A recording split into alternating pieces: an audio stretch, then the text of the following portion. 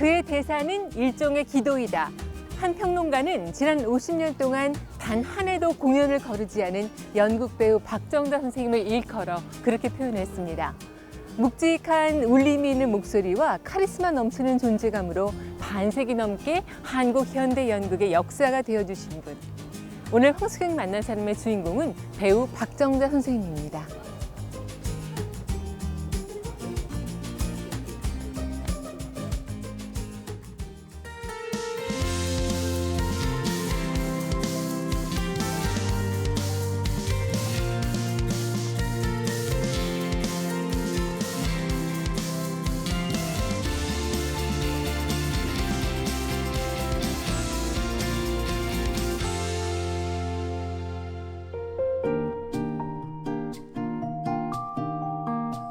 그 무대에서의 박정자 선생님은 사실은 워낙에 존재감이 커서 제가 가까이 다가갈 수 있을까 하는 그런 생각이 드는데 이렇게 가까이 뵙게 돼서 선생님 저는 너무 좋아요. 설레고. 그래요? 네, 이렇게 귀한 시간 내주셔서 고맙습니다. 고맙습니다. 네. 초대해 주셔서. 선생님 올해 정말 가장 핫했던 공연, 정말 뜨거웠던 햄릿이 전성 매진을 기록하면서 막 기립박수 받으면서 끝났어요. 조금 어떻게 좀 휴식을 취하고 계신 건가요? 아니면 또 다음 작품을 준비하고 계신 건가요? 쉰다라는 말은 네. 쉬는 순간은 내가 호흡하고 있지 않은 것 같아. 아, 그러니까 매일매일 네. 이거 쉬는 시간이 나는 더 힘들어요. 그러면 연습장에 있거나 공연장에 있을 때가 내가 살아있는 거지. 네. 아니면 내가 이게 살아있는 건가? 실제로 호흡하는 것 같지가 않은 그런 느낌이 들어요. 그러니까 어떻게 보면 중독이지. 조금 쉬고 좀 쉬라고 좀 휴식도 가지라고 주변에서 많이들 아니, 내가 죽으면 권하시는데 충분히 쉴 텐데 맘 놓고 쉴 텐데 지금부터 쉴 필요는 없다고 생각해. 그래서 정말 이렇게 그냥 진행형. 네. 전설이라는 얘기도 싫어하시고 아니야. 아유. 데모라는 얘기도 아유, 너무 아유. 싫어하시고 아니, 그건 내가 너무 부끄러워서 막 싫어요. 거장 이런 얘기도 막 뭐라 싫어요. 하시고 그래서 제가 뭐라고 표현을 해드릴까 막 고민하다가 그냥 영원한 현역 배우. 그거. 네. 네, 그게 연극 제일 배우. 연극 배우 박정자 이렇게 표현하는 게 제일 이렇게 마음 편. 좋아요. 그러세요. 근데 어떤 분들은 이제 워낙에 존재감이 크시니까 어떻게 이렇게 표현을 해드리는 게 예우에 맞을까라는 생각에서 막 거장, 뭐 전설, 살아있는 역사. 그거는 이미 이 세상을 떠났을 때 그때 붙여줄 수 있는 이야기이고 네, 지금은 그냥 현역 네. 제일 좋아요. 그렇게 말씀하시니까 더 아름다워 보이세요, 네. 선생님. 네. 저희가 사실은 그 대기실에서 잠깐 기다리면서도 이제 선생님 스케줄표를 제가 그냥 결례임을 무릅쓰고 이렇게 들춰봤는데 비밀 없어요. 그러니까 이게 사실은 굉장히 역사적인 노트 같아요. 선생님 이게 스케줄 관리하시는 나는 내 스케줄을 관리해 주는 사람도 없고 네. 운전해 주는 사람도 없어요. 그러니까요. 네. 그래서 오히려 더 자유로워요. 네, 근데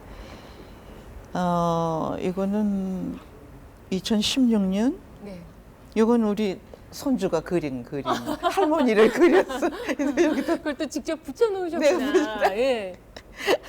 근데 그냥 이런 것들이에요. 그 일기를 특별히 쓰지를 않아요. 그럼 직접 선생님께서 이렇게 와. 스케줄을 그 매일 그리고 나는 영원한 아날로그이기 때문에 네. 이렇게 전화기에다가 뭐 못 쓰거든요. 선생님 굉장하세요. 그래서 이렇게 그러면은 저는 사실 이 정도 사실은 선생님의 그 위치 정도 되시면 누가 일정 관리도 좀 해주시고 도와주시고 근데 직접 이거를 다 해오신 거잖아요. 그 오히려 익숙하지 않아요. 네. 그냥 내가 해야 내 글씨로 써야 네. 손글씨로 써야 네. 그게 가장 정확하지.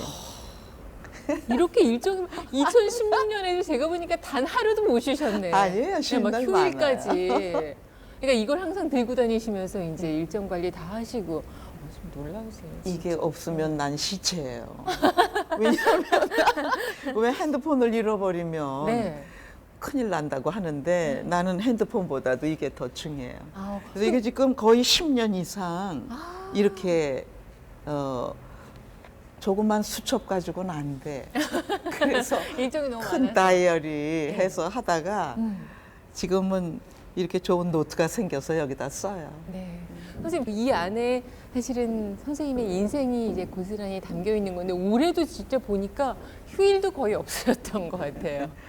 근데 한 10년 이렇게 다이어리에다가 그 스케줄을 적었었어요. 그러니까 그게 모아놓으니까 네. 그동안 내가 일기는 못 썼지만 네. 아, 열심히 살았구나 아, 하는 나 자신한테 대한 좀 어떤 대견함, 네. 네. 또 고마움, 아, 그럼. 그리고 또 아직 내가 건강하구나. 단순해요, 제 삶은. 연습장 네. 아니면 공연장 이거기 때문에, 아니면 뭐 다른 공연을 보러 간다거나, 그리고 공연할 때도 그렇고 네. 오히려 공연보다는 연습할 때가 시간을 더 연습장에서 보내는 시간이 많아요. 네. 선생님, 그 연기 인생이 올해로 54년이 그렇- 맞나요? 그렇게 되겠죠? 네, 네. 근데 근데 그건 그냥 네. 숫자일 숫자일 뿐이에요. 뿐이고, 네. 예. 그렇지만 선생님, 그, 어째 반세기가 넘는 그 시간 동안 한 해도 이제 그 공연 무대에 안 서신 해가 없다면서요, 그냥. 내가 굉장히 미련하거든요. 뭘 또 미련. 아니요, 정말 무지해요. 그렇기 때문에 그런 기록을 낼 수 있지 않았나. 뭐 애초에 내가 한 해도 쉬지 않겠다라고 마음 먹어 본 적은 없어요. 네. 그러나 연극을 통해서 지금 이렇게 그 많은 세월을 돌이켜 볼 때, 아, 내가 가장 잘 살았던 건 한 해도 무대를 거르지 않았다는 것. 그러니까요. 그게 감사하고, 오히려 그 미련함에, 우둔함에 감사하는 거. 관객들도 굉장히 감사하죠. 그럴까요? 네. 근데 선생님, 그래도 그 중간에 이게 체력적으로 한계가 오는 때도 있을 거고, 조금 내가 올해는 조금 쉬고 싶다. 뭐 그런 생각은 안 해보셨어요? 쉬고 휴식. 싶다는 생각은 해본 적 없어요. 나이 들면서 네. 더 무대에 대한 아. 마음이, 에너지가 더 생기는 것 같아요. 네. 선생님, 뭐 역사에 길이 남을 작품들이 너무 많아서 제가 하나하나 언급하는 것도 사실은 조금 조심스러울 그치. 정도로, 그래도 이제 선생님께서 많은 작품 가운데서 그래도 또 이제 인간이기에 특히 애착이 가는 그런 작품도 사실은 좀 있으실 것 같아요. 응. 어떤 작품 할 때가 가장 뭐 행복하실 수도 있고, 힘들지만 가장 보람될 수도 있고, 어떤 작품 좀 꼽아주시겠어요? 과거는 네. 다 지나간 거기 때문에 네. 가장 최근으로 손꼽아 보면은, 내가 가장 대표작으로 꼽는 거는 19 그리고 80. 네. 19세 청년과 80의 할머니. 네, 해롤드 앤 모드. 해롤드 앤 모드. 그 공연을 지금 한 6회째 했어요. 네. 그리고 앞으로 내가 정말로 80이 됐을 때 80의 할머니를 연기할 거예요. 네. 그동안 매번 그 19세 파트너를 계속 바꿔가면서 공연을 했고, 근데 그 나이가 문제가 아니라 그럼요. 80이 되면, 물론 이제 나는 앞으로 5년 남았어요. 80이 되려면. 안 믿겨요, 선생님. 아니, 잘못 근데- 계산하신 거 아니에요, 근데 나이를? 궁금해요. 그리고 기대가 돼요. 내가 80이 됐을 때 어떻게 될까? 물론 뭐 글쎄, 보행에 좀 불편이 있을까? 아니면 얼굴에 더 주름이 생길까? 뭐 흰머리야 아예 뭐 오래전부터 있었던 거니까 지금 염색을 했으니까 그렇고. 근데 그거보다도 물리적인 어떤 그런 나이 듦보다도 네. 내가 좀 더 지혜로워지지 않을까. 그리고 또 세상을 보는 눈이 좀 더 너그러워지지 않을까. 네. 그리고 다른 사람에 대한 인정, 또 배려, 이런 것들이 좀 너그러움 속에 들어가겠지만 네. 너무 강팍하지는 않을 것 같아요. 네. 그리고 연극을 하면서 가장 고마운 건 뭐냐면 네. 인간에 대한 어떤 연민, 또 요즘 우리 사회에서 보는 어떤 용서, 지금 모든 게 너무 다 단죄를 하려고 하는 그런 그 마음들이 더, 그러니까 그건 노여움이겠죠. 분노. 분노. 근데 나이 들면서 그런 것들이 조금 이렇게 많이 중화되는 것 같아. 네. 그래서 그런 게 참 감사해요. 네. 그 19 그리고 80은 사실 뭐 80살이 되셨을 때도 이제 하고 싶다고 이렇게 말씀을 네, 하셨지만 진짜 선생님 우리가 80이 돼도 또 그 여성의 마음은 또 여성의 마음은 그대로인 거잖아요. 이게 바뀌진 않잖아요. 그래서 저는 그 모습이 또 꼭 보고 싶고, 예. 그리고 선생님이 그러니까 무대에서도 이렇게 오래오래 사랑하는 그런 모습을 좀 봤으면 좋겠다는 근데 생각이 그 많이 무대 해요. 위에서 80의 할머니 그 모드로 네. 이렇게 내가 나올 때 사람들은 다 너무 귀엽다 그래요. 근데 나는 그런 귀여운 할머니, 네, 네. 그러니까 글쎄 귀엽다, 참 아름답다라고 얘기하거든요. 네, 네.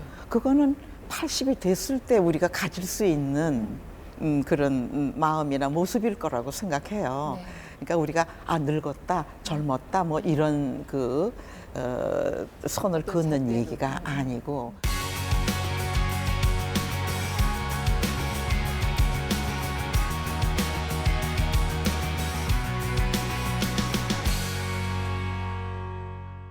선생님이 80 얘기하시니까 저도 이게 괜히 마음이 이렇게 좀 짠한데 사실 나이는 상상이 안 될 정도로 너무 젊으신데 선생님 그 예전에 보니까 연극에 처음 매료되신 게 9살 때라고 나오더라고요. 그때 매료됐다라기보다는 그때 처음 연극을 본 거죠. 본 거. 9살에. 1950년 6.25 나던 해였어요. 네, 네. 내가 4월에 원술랑이라는 공연을 봤고, 그리고 6월에 6.25가 난 거예요. 오, 근데 6.25가 날 거라고 누가 상상이나 했겠어요. 예. 그래서 그때 연극을 처음 접했던 그 흥분, 그건 아직도 지금도 잊혀지지 않아요. 9살 때 기억인데도. 그러면요. 그때는 아마 어른들도 연극 무대를 바라본다라는 게 굉장히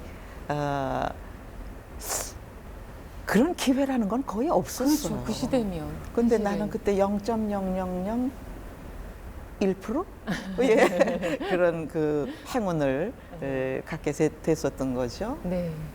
그리고 이제 본격적으로 이제 연극 무대에 서신 거는 이제 대학교 대학교 때부터. 때. 네, 네. 예. 물론 뭐 초등학교 다닐 때 이렇게 학예회 또 뭐 그 교회에서 크리스마스 그럼요. 뭐 튀는 이런. 무대 많이 서셨을 것 같은데. 이게. 그러니까 조명 받는 거를 좋아했었던 것 같아요. 네, 네.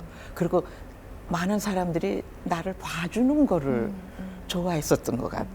운명 아닌가요? 운명? 예. 네. 아니 근데 저는 그 얘기도 참 재밌었던 게, 그러니까 페드라 하면은 당연히 페드라 주인공 하실 줄 알았었는데 시작은 시녀로 하셨다. 신녀였죠. 근데 예. 난 가끔 그런 이야기를 하는데 오디션 봤을 때 네. 대학극이죠. 네. 라시니의 페드라를 하는데 나는 당연히 내가 왕비 역할을 예. 맡을 거라고 생각했어요. 캐스팅 될 거라고 생각한 거지. 네. 근데 그거는 선배 언니한테 그 역이 돌아갔고 나는 그 아주 보잘것없는 시녀. 근데 내가 아까도 참 내가 미련하다, 아주 무지하다라고 얘기를 했는데 그때 내가 나는 시녀 따위는 안 해. 라고 마음 먹었으면 지금의 연극 배우 박정자는 없었을 거예요. 네. 그때 내가 그래? 시녀야? 그래.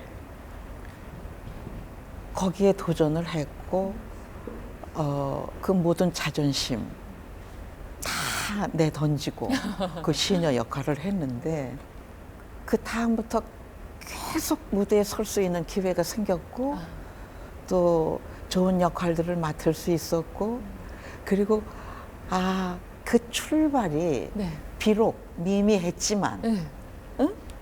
그때 내가 그 어려운 시기를 견뎌냈기 때문에 그리고 나서 이제 한참 지난 후에 이제 페드라 주인공도 하셨잖아요, 사실 주요. 그때 감회가 굉장히 새로우셨을 것 같은데. 그때 좋았어요. 왜냐면 극단에서 역시 이 페드라를 누구를 캐스팅하느냐 하는 문제가 생겼어요. 네. 그때 내가 자신 있게 얘기했어요. 박정자 내가 하겠다.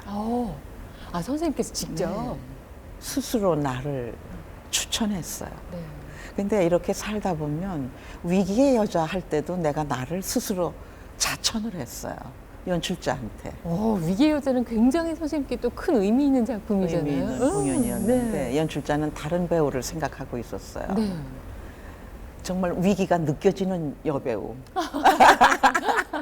선생님 그 자신감이 굉장히 놀라워요. 스스로를 이제 내가 하겠다. 이게 사실 참 쉽지 않잖아요. 웬만한 자신감 아니면 주역인데. 그게 네. 자신감이라기보다 네. 도전한다는 의미죠. 위기의 여자 나는 내가 해낼 거라고 생각 못했어요. 그리고 위기라는 그 자체가 나한테는 어울리지 않는다. 무대 위에서. 네. 나 스스로도 생각했고 모든 관객들, 모든 평론가들, 모든 연출자 이런 사람들 경우에 박정자는 워낙 강하니까 워낙 강한 이미지니까 위기하고 거리가 멀다라고 생각한 그 거예요. 스토리상. 그게 이제 남편 외도로 이제 위기를 맞는 그 네. 중년의 여성. 근데 그 위기가 무슨 위기라고? 그건 위기도 아니야. 우리가 인생 사는데. 물론 보바르가 위기를 통해서 위기를 극복하는 그 이야기를 우리한테 들려주는 거죠. 그러니까 위기로 그냥 무너져 버리면 그건 그냥 위기가 돼버리죠. 그렇죠. 그렇지만 위기를 통해서 성찰을 하고 위기를 통해서 자기를 극복하고 일어서는 이야기이기 때문에 그런 이야기니까 근데 뜻밖에도 위기의 여자가 연극 배우 박정자를 통해서 많은 위기의 여자들 앞에 성공할 수 있었고 또 무엇보다도 그 해에 그 연극 평론가들이 상 엄청 많이 받으셨잖아요. 예, 그 그때 작품으로. 상관왕을 했어요. 그러니까 상관왕. 예. 동아연극상, 백상예술대상, 그다음에 극평가 연극 그룹상, 평론가상. 평론가상. 근데 그 상이라는 게 받아서 좋기도 하지만 그거는 인정을 받았다는 이야기이기 때문에 그래서 내가 이제 위기하고도 가까울 수 있구나. 그러니까 위기라는 건 결국 또 무슨 얘기냐면 내가 무대 위에서 그때까지는 조연 또 단역도 나는 굉장히 많이 했어요. 오히려 주연보다는. 나는 주역은 거의 안 했어요. 못 했어요. 그러니까 선생님 저는 주역으로만 기억이 돼요. 위기의 여자 이후에 오히려 내가 비중 있는 역할들을 많이 했어요. 근데 나는 무대 위에서 단역이다, 조연이다, 주연이다 이런 걸 가리지 않아요. 그리고 딱 한 씬을 나와도 그런데 그 배우가 박정자다. 대사는 한 서너 마디에 불과하다. 나는 그거 기꺼이 받아들여요.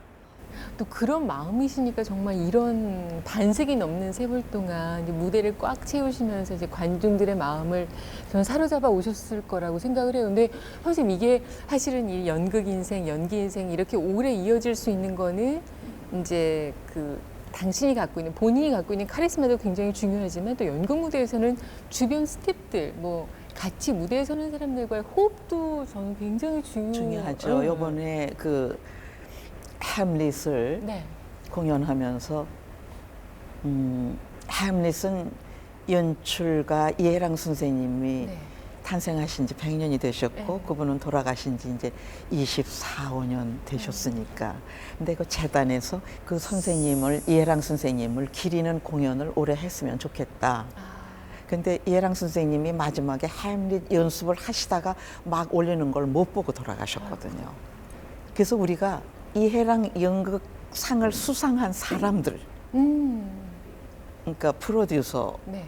신시의 박명성 대표, 연출자 손진책 씨, 또 무대 미술가 박동우 씨, 그리고 거기에 출연했던 배우 9명 모두 다 이해랑 연극상을 수상한 사람들. 네, 그러니까 막 그러니까 화려해요. 뭐 네, 너무. 아마 전무후무한 그러니까요. 그런 공연일 거라고 생각이 돼요. 근데 거기에 여배우는 딱 2사람밖에 안 나와요. 배역이. 그러니까 오피리어하고 네. 왕비. 네. 나는 애초에 포기했어. 내가 어떤 역할을 하리라는 거. 그리고 뭐 내가 오피리어를 할 것도 아니고 날더러 가령 왕비를 하면 어떻겠느냐라고 생각하면 아, 나는 왕비 싫어 이랬을 거예요. 네. 그건 너무 뻔해. 네. 안 해. 나는 오피리어의 아버지 네. 남자 역할을 했어. 근데 남자 역할을 하셨더라고요. 나는요 네. 참 좋아요. 나는 무대 위에 나올 때 항상 관객들이 예상 안 하는 역할. 아, 그냥 봐서 아 저건 뻔해. 이건 난 거부해요. 그래서 어떤 역할이라도 난 괜찮아요. 정말 어떤 역할이라도. 그게 보잘것 없으면 네. 보잘것 없는 대로 아마 더 좋을 거예요. 재미있어요. 야, 정말 그 현장을 못 본 게 조금 많이 아쉽네요. 근데 그 햄릿에서 나는 5가지 역할을 맡았었어요. 네. 광대 역할도 해야 됐었고 무덤지기 역할도 해야 됐었고 그런데 여기서 내 자랑 조금 해도 돼요? 그럼요, 선생님. 예. 커튼콜 때 네. 나이 순서대로 나와서 인사를 해요. 무대 인사죠. 네, 네.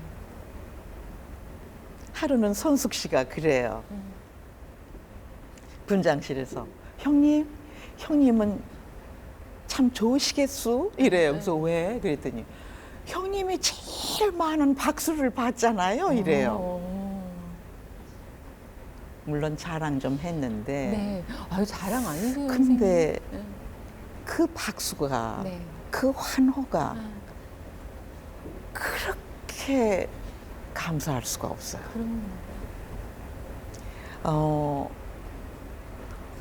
가끔 이런 생각을 해요.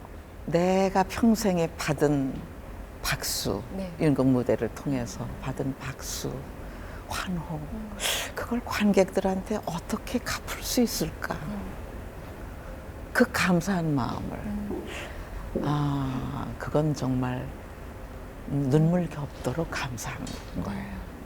선생님, 그 박수와 환호가 있고 또 거기에 이렇게 너무 감사해 하시는 선생님의 그 열정과 마음이 있어서 사실은 오늘날 정말 선생님이 또 계신 거고 또 우리가 선생님을 볼 수 있어서 행복한 거고 그래서 예. 나는 인생이라는 걸 항상 네. 아주 코미디라고 생각하고 그리고 또 아주 미스터리라고 생각해요.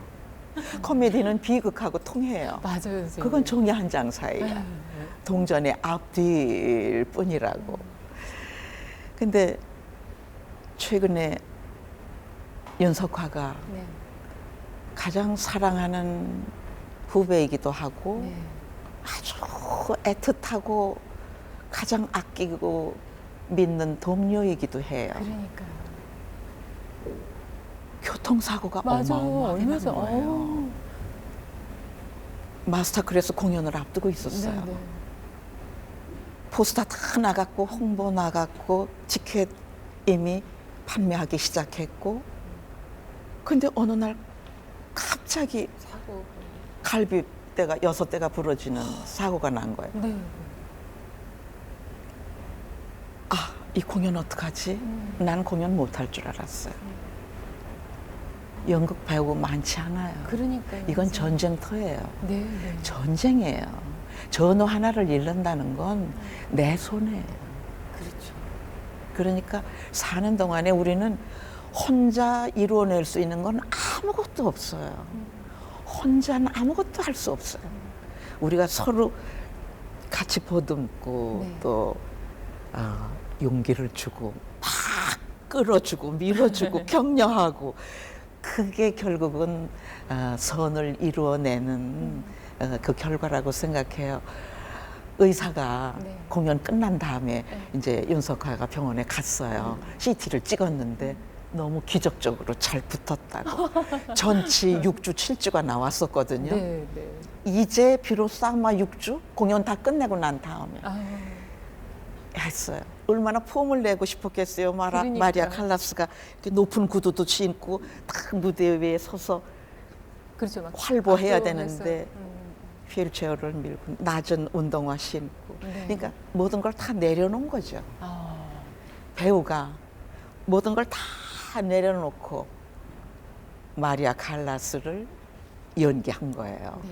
그런데 그런 진실이 난 관객들한테 통했다고 생각이 들고 그러니까요. 그래서 선생님께서 막 너무 아끼시고 사랑하는 이제 후배이자 동료인 윤석화 씨를 응원하는 현장에 저희가 또 제작진이 따라가 봤거든요. 잠시 보시겠습니다. 연극 전용 극장인 달오름 극장. 마스터 클래스 앙코르 공연이 열리는 이곳에 배우 박정자가 나타났다.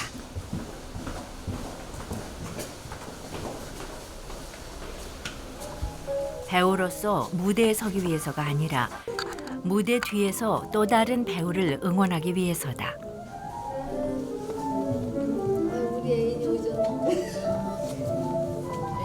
공연을 앞두고 불의의 교통사고를 당한 배우 윤석화. 주변의 만류가 컸지만 휠체어를 타고 공연을 강행하기로 했다. 무대를 지키고자 하는 후배의 투혼 앞에 선배는 아낌없는 지지를 보낸다.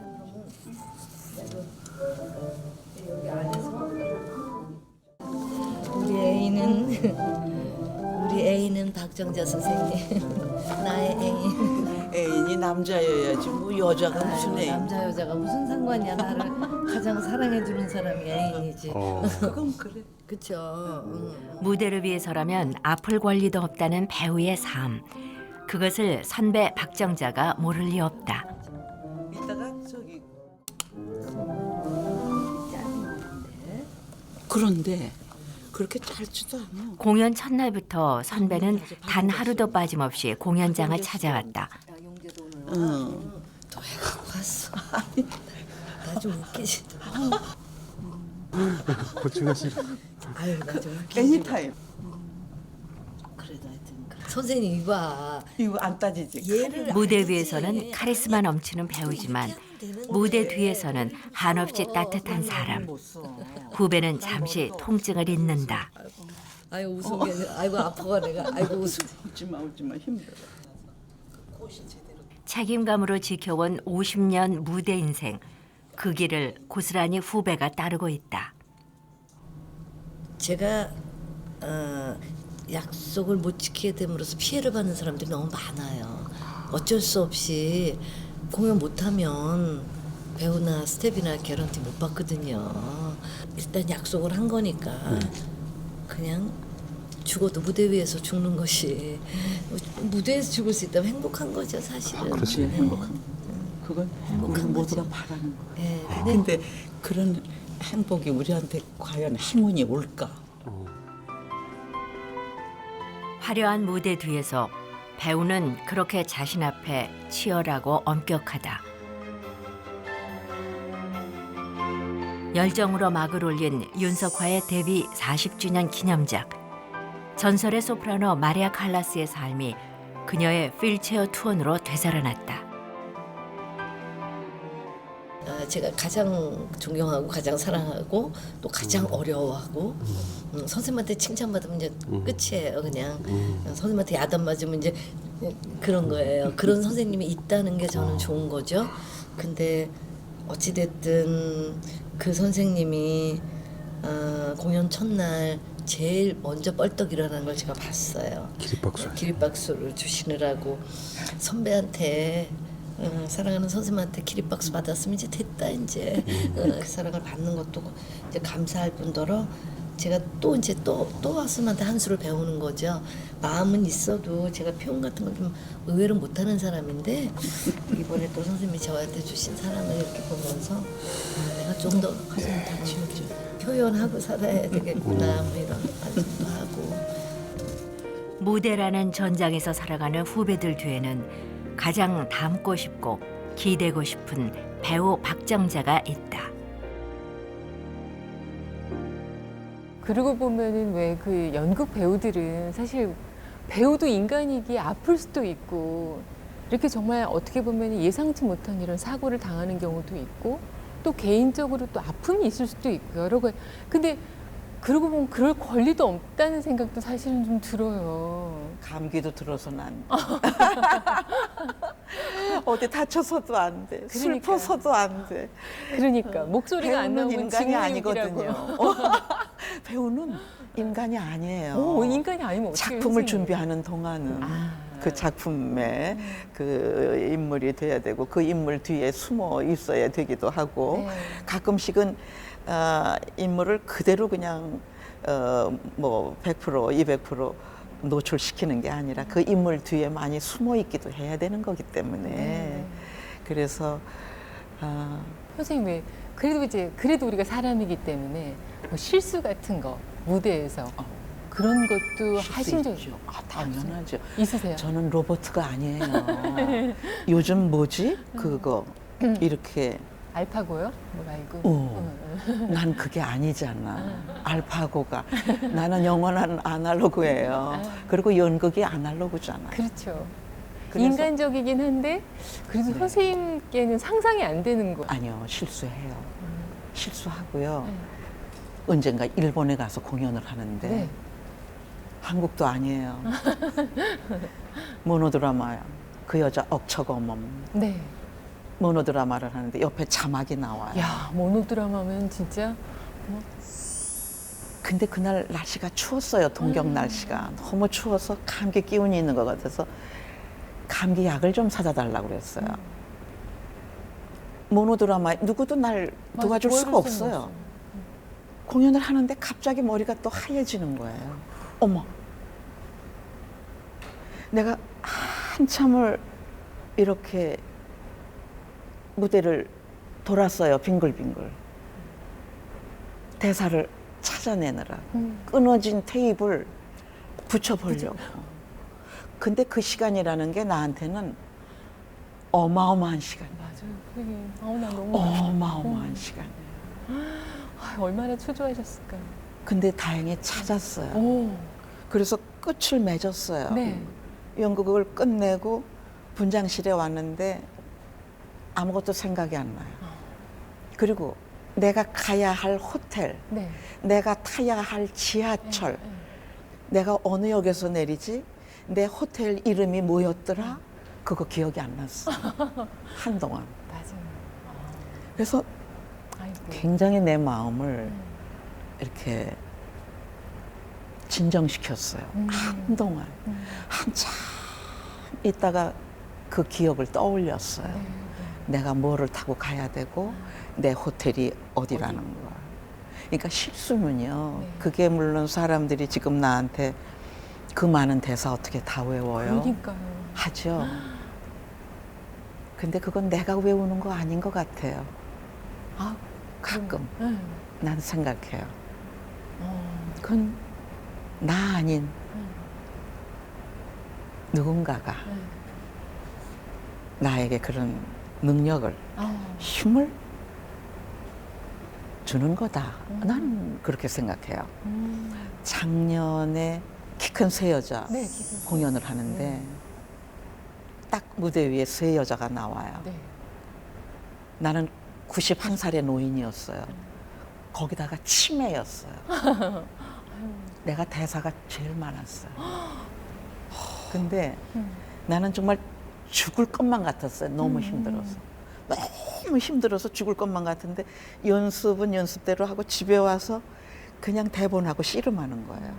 근데 내가 너무 고통스러워하는 걸 우리 아들이, 며느리가 보는 거예요. 나는 그걸 몇 번 이걸 내려놔야지 연습 중에 나 이거 못하겠다고 포기할까 내려놓을까 몇 번 생각을 했었어요. 그러다가 이건 나 자신과의 싸움이에요. 내가 이거 한번 못 넘기면 나는 여기서 그냥 주저앉고 말 거야 하는 생각을 했어요. 무대에 섰어요. 무대 서기 전에 항상 기도해요. 이렇게 그 뻥 뚫린 무대 뒤에 천정 실수하지 않게 해주세요. 내가 잘하게 해달라는 기도는 나는 안 해요. 내가 실수하지 않게. 그리고 관객들한테 내가 감동을 줄 수 있게끔 연기할 수 있도록. 그거면 다예요. 기도는. 공연 올라가고 사흘째 되는 날 우리 아들 며느리가 왔는데 커튼콜을 하는데 딱 둘이 일어나서 기립박수 하는 거예요. 이 둘이.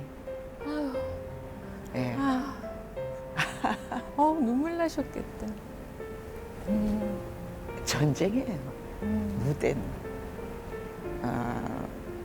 굉장히 치열한 거예요.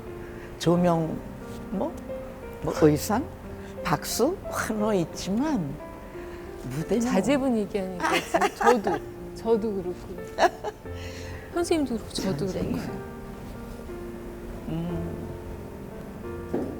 근데 또 자랑스럽기도 해요. 뭐냐면 작년에 내가 74이었잖아요. 네.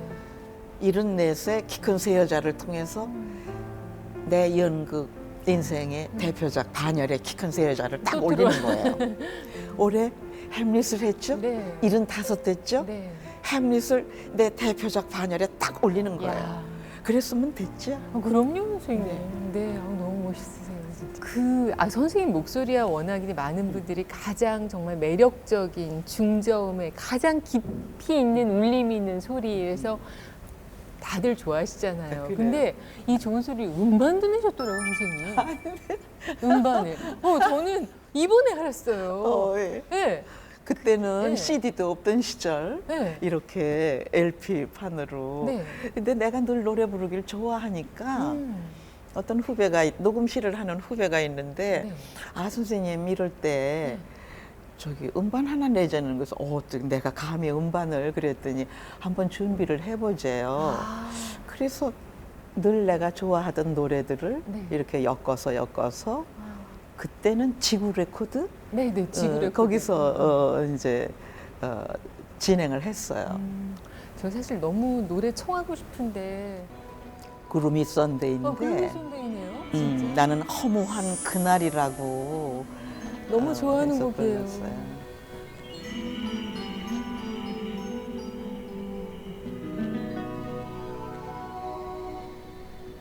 안개꽃 품 안에 가득히 세상에. 텅빈 우리의 방 앞에 서서 이것이 마지막 이별인 것을 떨리는 눈으로 알아버렸네. 너무 멋있어요. 산산이 흩어져 내리고 서늘한 바람이 가슴에 이래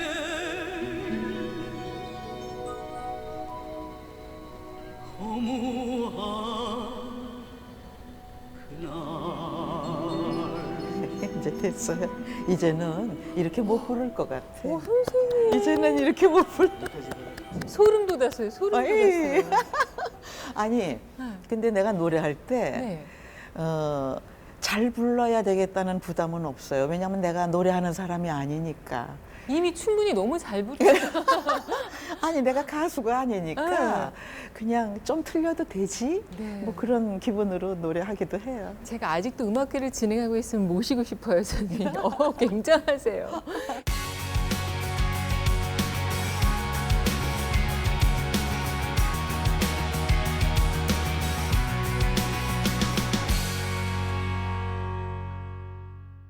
선생님 그 연극복지재단의 그 초대 이사장을 역임을 하셨고요. 지금도 이게 직함을 갖고 계신. 장기 집권하고 있어. 아. 11년째 그 역할을 맡고 있어요. 네.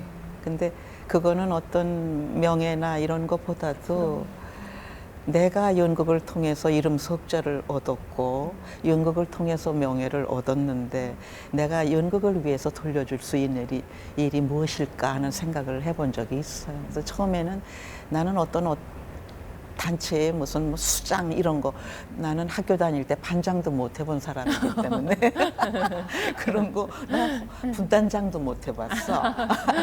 나 그런 거 잘 못하고 딱 그렇게 싫어요. 근데 이 역할은 내가 그냥 그럼요. 맡아야 되지 후배도 않겠나 하는 연극인들. 생각을 했고 네. 조그맣지만 연극인들한테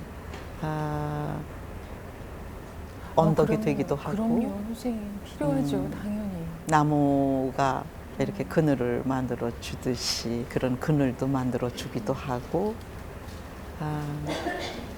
예쁘게 잘 네. 가고 있어요. 진짜 오로지 연극을 너무 사랑하고요. 연극에 대한 열정이 뜨거워서 서는 후배들에게 그런 얘기 좀 많이 해주세요, 선생님. 힘들어하시잖아요. 사실은. 아니요. 이렇다 저렇다 얘기 안 해요. 아. 그냥 내 모습으로 보여줘요. 그게 가장 좋은 거지. 내가 이래라 저래라 하는 거는 가르치는 게 아니라고 생각해요. 네. 그냥 무대 위에서 아니면 일상에서 그냥 있는 그대로를 보여주는 것. 그게 가장 큰 메시지가 네. 될 수 있으니까. 선생님, 저는 진짜 오늘 너무나 아름다운 그 진정한 배우를 제가 가까이에서 이렇게 뵙고 말씀 나눌 수 너무나 감사하고 행복한 시간이었고요. 진심으로. 고맙습니다. 그리고 선생님께서 그 연극 그 키 큰 새 여자에서는 90이 넘은 그 노인의 역할을 해주셨고 또 이제 19N 80에서는 이제 80세. 그럼요. 그 연극에서뿐만이 아니라 선생님께서 실제 80, 90, 100세가 돼서도 항상 무대에서 그냥 우리 곁에 있어 주셨으면 하는 그런 바람 전해드리고 싶고요. 선생님 항상 건강하시고 무대에서 또 자주자주 뵙겠습니다. 고맙습니다. 네, 오늘 특별한 시간 고맙습니다.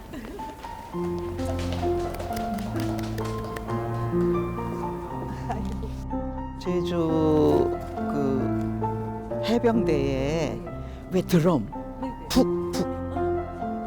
그 북을 그 드럼 북을 그 부대에다가 후원해 주는 거야.